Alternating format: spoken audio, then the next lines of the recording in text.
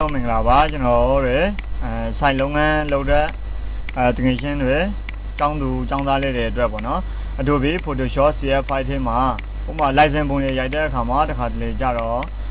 ဒီလိုမျိုးပေါ့နော်ခေါင်းလေးတွေစောင်းနေတဲ့တာကိုကျွန်တော်တို့တွေ့ရမှာဖြစ်ပါတယ်တချို့လူတွေကြတော့license ပုံရိုက်လိုက်တဲ့အခါမှာကြတော့ခေါင်းကိုတိမထားတဲ့ဟုတ်ပေါ့နော်အဲ့ခါကျရင်ဒီကွန်ပျူတာသမားတွေကဆိုင်ကနေပြီးတော့ခေါင်းကိုကွန်ပျူတာထဲမှာတင်ပေးရမှာဖြစ်ပါတယ်ဒီသင်ခန်းစာကိုAdobe Photoshop CF5 ထဲမှာအသေးစိတ်ရှင်းပြပေးတော့မှာဖြစ်ပါတယ် Adobe Photoshop CF5 ထဲကိုကျွန်တော်တို့ကမိယူလုံးမဲ့ဓာတ်ပုံကိုပေါ့နော် Adobe Photoshop CF5 ထဲကိုဆွဲထည့်လိုက်ပေါ့နော်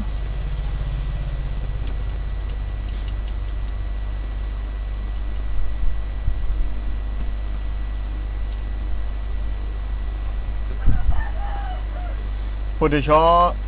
ထဲရောက်လာပြီဆိုရင်တော့ Adobe Photoshop CF5 ထဲကိုရောက်လာပြီဆိုရင်နောက်ခံလေးပေးရမှာဖြစ်ပါတယ်နောက်ခံလေးဖို့အတွက်ပန်းတူကိုယူပါတယ်ပန်းတူလေးနဲ့ဒီမှာဒါပန်းတူလေးမူလေးနေရတော့ပန်းတူလီးတဲ့တင်ခင်းစာထဲမှာအသေးစိတ်ရှင်းပြတော့မှာဖြစ်ပါတယ်ဒါကတော့အဓိက license ပုံလုပ်တဲ့အခါမှာစောင်းနေတဲ့အကောင့်လေးတွေကိုတစ်အောင်လုပ်တဲ့အနေနဲ့ဖြစ်ပါတယ်။မြန်လေးအသုံးဝင်ပါတယ်မြန်လေးမြန်ဆင်ပါတယ်။ဆိုင်ဖွင့်ကျင်တဲ့လူတွေကတော့မတက်မဖြစ်တက်ထားမယ်မတိမဖြစ်တည်ထားမယ်တင်ခင်းစာတစ်ခုဖြစ်ပါတယ်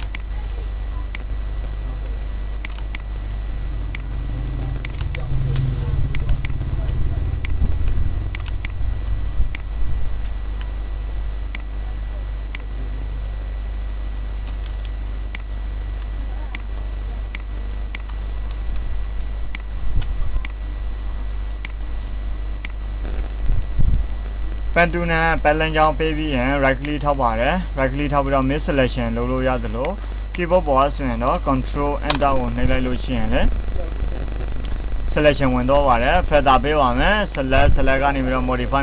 ကနေပြီးတော့ feather keyboard ပေါ်ဆိုရင်တော့ shift F6 နှိပ်လို့ရပါတယ် feather မှာဝင်ထားပါတယ် okay နှိပ်ပါတယ်ပြီးရင်တော့ layer ကနေပြီးတော့ new layer via copy ဆိုပြီးတော့ layer ပေါ်ထုတ်လိုက်ပါတယ်ပြီးရင်တော့ဒီ background ဆိုတဲ့နေရာမှာ color ဖြစ်ပါမယ်color ဖြစ်မယ် okay color ဖြစ်ဖို့အတွက် order ရဲ့ backspace ရဲ့ကိုနှစ်ခါနှိပ်ရမှာဖြစ်ပါတယ် order ရဲ့ backspace ရဲ့နဲ့နှစ်ခါနှိပ်လိုက်လို့ရှိရင်စောင့်နေတဲ့ခေါင်းကိုကျွန်တော်တို့တင်ဖို့အတွက်ပေါ့နော်ဒီ layer ကို select ရွေးပေးရမှာဖြစ်ပါတယ် select လုပ်ပေးရမှာဖြစ်ပါတယ်အခုကျွန်တော်တို့တွေအခုပန်းတူးနဲ့အရင်ဆုံးဒီကောင်ကိုပတ်လန်ကြောင်းပေးပါမယ်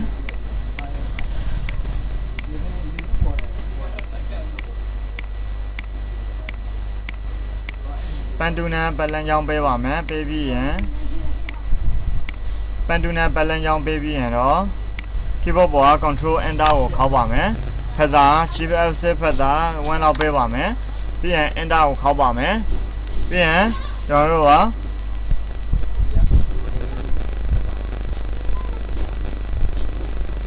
သူ့ကို layer ပေါ်ထားပါမယ် control Jသို့မဟုတ်